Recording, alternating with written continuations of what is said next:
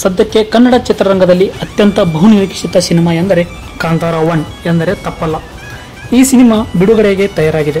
ಇದೇ ಅಕ್ಟೋಬರ್ 2ರಂದು ಚಿತ್ರಮಂದಿರಗಳಲ್ಲಿ ತೆರೆ ಕಾಣಲಿದೆ. ಸೆಪ್ಟೆಂಬರ್ 22ರಂದು ಈ ಚಿತ್ರದ ಟ್ರೈಲರ್ ಬಿಡುಗಡೆಯಾಗಲಿದೆ ಎಂದು ಚಿತ್ರತಂಡ ಹಂಚಿಕೊಂಡಿದೆ.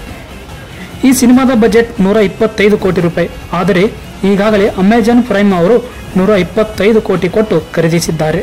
ಕಾಂತಾರ 1 ಚಿತ್ರವು ಬರೋಬ್ಬರಿ 7 ಭಾಷೆಗಳಲ್ಲಿ ಸಿನಿಮಾ ಬಿಡುಗಡೆಯಾಗುತ್ತಿದೆ. ಕನ್ನಡ, ಇಂಗ್ಲಿಷ್, ಹಿಂದಿ, ತಮಿಳ್, ತೆಲುಗು, ಮಲಯಾಳಂ ಮತ್ತು ಬೆಂಗಾಲಿ ಭಾಷೆಗಳಲ್ಲಿ ತಯಾರಾಗಿದೆ. ಇನ್ನೊಂದು ಅಚ್ಚರಿಯ ವಿಷಯ ಏನೆಂದರೆ ಕಾಂತಾರ 2 ಚಿತ್ರವು ಬರೋಬ್ಬರಿ 16 ಕೋಟಿಯಲ್ಲಿ ತಯಾರಾದ ಸಿನಿಮಾ. ಆದರೆ ಕಾಂತಾರ 1 ಸಿನಿಮಾ 125 ಕೋಟಿ ಸಿನಿಮಾ. ಆ ಸಿನಿಮಾನೇ ಆಗಿತ್ತು.